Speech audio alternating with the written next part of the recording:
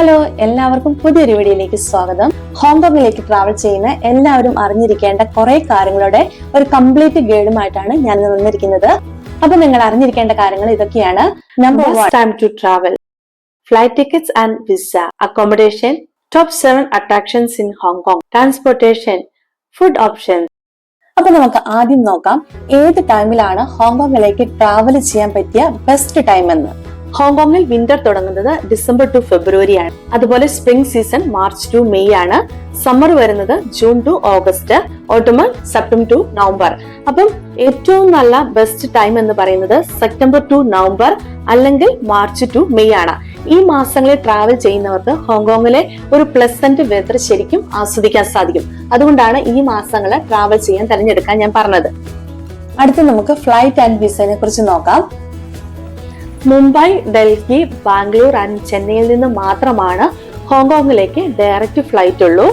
നമ്മൾ കേരളത്തിൽ നിന്ന് വരികയാണെങ്കിൽ തീർച്ചയായിട്ടും കണക്ഷൻ ഫ്ലൈറ്റ് ആണ് എടുക്കാൻ സാധിക്കുന്നത്. ഹോങ്കോങ്ങിലേക്ക് ട്രാവൽ ചെയ്യാൻ ഇന്ത്യക്കാർക്ക് വളരെ ഈസിയാണ്. അതായത് ഇന്ത്യൻ പാസ്പോർട്ട് ഹോൾഡേഴ്സിന് വളരെ സിമ്പിൾ ആയിട്ട് തന്നെ ഹോങ്കോങ്ങിലേക്ക് ട്രാവൽ ചെയ്യാം. ഇന്ത്യൻസിന് ഓൺ അറൈവൽ വിസയാണ്. അതിനായിട്ട് നിങ്ങൾ ചെയ്യേണ്ടത്, നിങ്ങൾ ട്രാവൽ ചെയ്യുന്നതിന് തൊട്ടു മുമ്പ് പ്രീ അറൈവൽ രജിസ്ട്രേഷൻ ചെയ്യണം. ഹോങ്കോങ് ഇമിഗ്രേഷൻ ഡിപ്പാർട്ട്മെന്റിന്റെ സൈറ്റിൽ PAR ഫോം ഉണ്ട്. അത് ഫില്ല് ചെയ്ത് അതിന്റെ പ്രിന്റ് എടുക്കണം.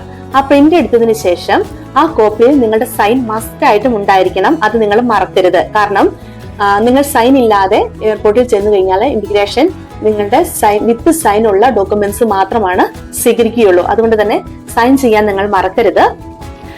PAR ഫില്ല് ചെയ്യാൻ നമുക്ക് വളരെ സിമ്പിൾ ആയിട്ട് തോന്നും. എങ്കിൽ പോലും വളരെ ശ്രദ്ധിച്ച് ഒരു മൈന്യൂട്ട് സ്പെല്ലിംഗ് മിസ്റ്റേക്ക് പോലും ഉണ്ടാകാതെ തന്നെ നിങ്ങൾ അത് ഫില്ല് ചെയ്യാൻ ശ്രദ്ധിക്കണം. പ്രീ അറൈവൽ രജിസ്ട്രേഷൻ, അതായത് PAR ഫില്ല് ചെയ്യുമ്പോൾ അതിൽ നിങ്ങളുടെ ഹോട്ടൽ ബുക്കിംഗും ചോദിക്കുന്നുണ്ട്. ഹോട്ടൽ ബുക്കിങ്ങിന്റെ ഒരു നമ്പർ ഉണ്ട്, അത് മസ്റ്റ് ആയിട്ട് അവിടെ കൊടുക്കണം, നിർബന്ധമായിട്ടും കൊടുക്കേണ്ടതാണ്. അടുത്തത് നമുക്ക് അക്കോമഡേഷൻ നോക്കാം.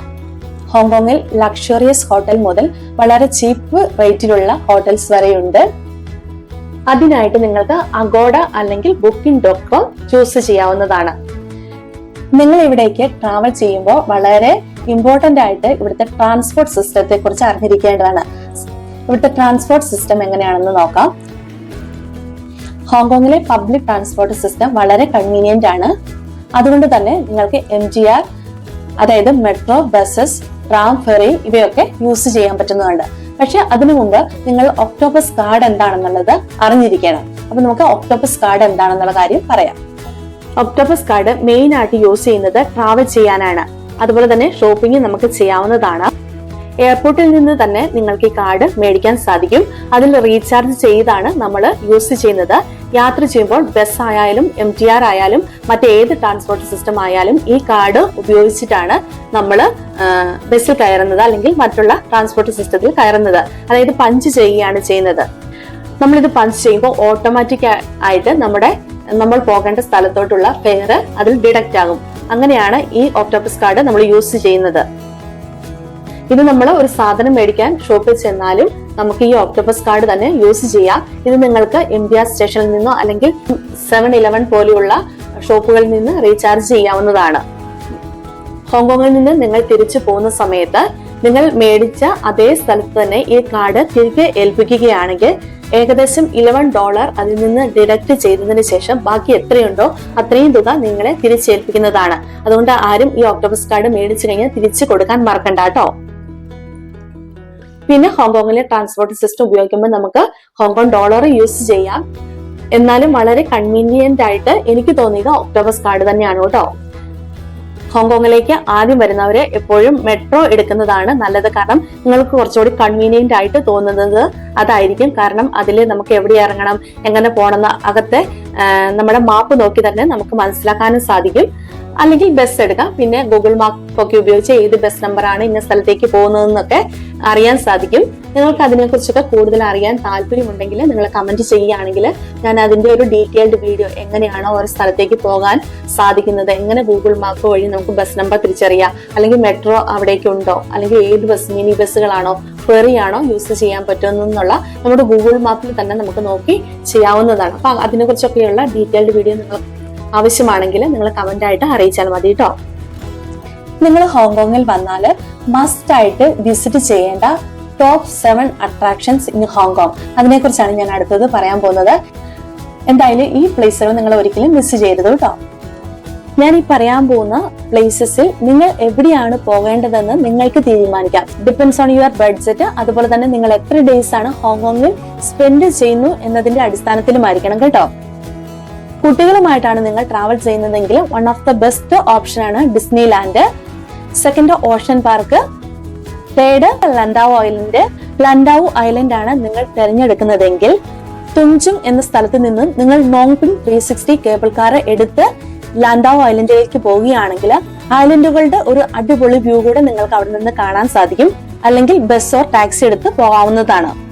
ലൻഡാവു ഐലൻഡിലെ പ്രധാന അട്രാക്ഷൻസ് ആണ് ഈ ഐലൻഡിന്റെ ടോപ്പിൽ സ്ഥിതി ചെയ്യുന്ന ബിഗ് ബുദ്ധ. ബിഗ് ബുദ്ധയുടെ കാഴ്ചകളൊക്കെ കണ്ടു കഴിഞ്ഞാൽ അതിന്റെ തൊട്ടടുത്തുള്ള പോളിൻ മൊണാസ്ട്രിയും നിങ്ങൾക്ക് കാണാൻ സാധിക്കും. അതുകൂടാതെ നിങ്ങൾക്ക് തായോ ഫിഷിംഗ് വില്ലേജ് കൂടി എക്സ്പ്ലോർ ചെയ്യാൻ സാധിക്കും. അടുത്തത് വിക്ടോറിയ പീക്ക്. നിങ്ങൾ വിക്ടോറിയ പീക്കിലേക്ക് പോകുമ്പോൾ ഏകദേശം ആഫ്റ്റർനൂൺ ടൈമിൽ പോവുകയാണെങ്കിൽ ഹോങ്കോങ് സിറ്റിയുടെ ഒരു ഫുൾ വ്യൂ നിങ്ങൾക്ക് നൈറ്റ് ആസ്വദിക്കുകയും ചെയ്യാം. അതിന്റെ കൂടെ തന്നെ സൺസെറ്റ് കൂടെ ആസ്വദിക്കാൻ സാധിക്കും. ഹോങ്കോങ്ങിന്റെ മറ്റൊരു പ്രധാന അട്രാക്ഷൻസ് ആണ് night market.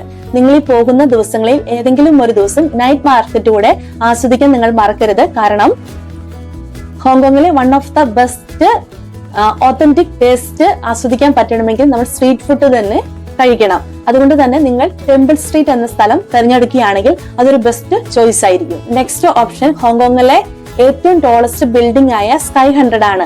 International commerce centre. 108 നിലകളുള്ള ഈ കെട്ടിടത്തിന്റെ ഏറ്റവും ടോപ്പിൽ നിന്ന് നിങ്ങൾക്ക് ഹോങ്കോങ് മുഴുവനായിട്ട് കാണാൻ സാധിക്കും. ഡേയിലെയും നൈറ്റിലെയും വ്യൂ രണ്ടും ഡിഫറൻസ് ആണ്. രണ്ടും ആസ്വദിക്കാൻ പറ്റുമെങ്കിൽ അതൊരു ബെസ്റ്റ് ചോയ്സ് തന്നെയാണ്. Next option avenue of star ആണ്. അവന്യൂ ഓഫ് സ്റ്റാറിൽ പോയി കഴിഞ്ഞു കഴിഞ്ഞാൽ സിംഫണി ഓഫ് ലൈറ്റ്സ്, അതായത് 8 o'clock അവിടെ ഒരു ഹോങ്കോങ്ങിന്റെ ഐക്കോണിക് ഹൈലൈറ്റ്സ് എന്ന് വേണമെങ്കിൽ നമുക്ക് പറയാം. അവിടെ സിംഫണി ഓഫ് ലൈറ്റ്സ് മ്യൂസിക് ഒക്കെ ആയിട്ട് ഒരു ഷോ ഉണ്ട്. അത് മസ്റ്റ് ആയിട്ട് നിങ്ങൾ കാണാൻ മറക്കരുത്. ഇനി പറയുന്ന കുറച്ച് ഐലൻഡുകളും അതുപോലെ ബീച്ചസ് ഒക്കെ നിങ്ങൾക്ക് അഡീഷണൽ ആയിട്ട് ടൈം ഉണ്ടെങ്കിൽ സ്പെൻഡ് ചെയ്യാൻ പറ്റുന്ന കുറച്ച് ചോയ്സ് ആണ്. ലാമ ഐലൻഡ്, ചുങ്ജാവോ ഐലൻഡ്. ബീച്ചുകളാണെങ്കിൽ ഷെയ്ക്കോ ബീച്ച്, അതുപോലെ റിപ്പിൾസ് ബേ ബീച്ച്. ഇവിടേക്ക് ഒരു ഡിഫറെന്റ് വൈബ് തന്നെയാണ് കേട്ടോ. അപ്പൊ ടൈം ഉള്ളവർ തീർച്ചയായിട്ടും ഈ സ്ഥലങ്ങളിൽ കൂടെ പോകാൻ മറക്കരുത്. മോർ ദാൻ 5 days നിങ്ങൾ ഹോങ്കോങ്ങിൽ സ്റ്റേ ചെയ്യുന്നവരാണെങ്കിൽ തീർച്ചയായിട്ടും നിങ്ങൾക്ക് മക്കാവു പോകാനുള്ള ഒരു ഓപ്ഷൻസ് കൂടിയുണ്ട്.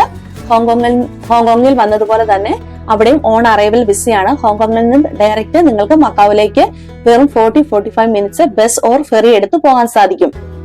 മക്കാവു വളരെ ചെറിയൊരു സ്ഥലമാണെങ്കിൽ പോലും ഹോങ്കോങ്ങിനെ പോലെ തന്നെ വളരെ വൈബ്രന്റ് ആയിട്ടുള്ള ഒരു സിറ്റി കൂടിയാണ്. ലക്ഷറിയസ് കാസിനോകളുടെ ഒരു പർദീസ തന്നെയാണ്.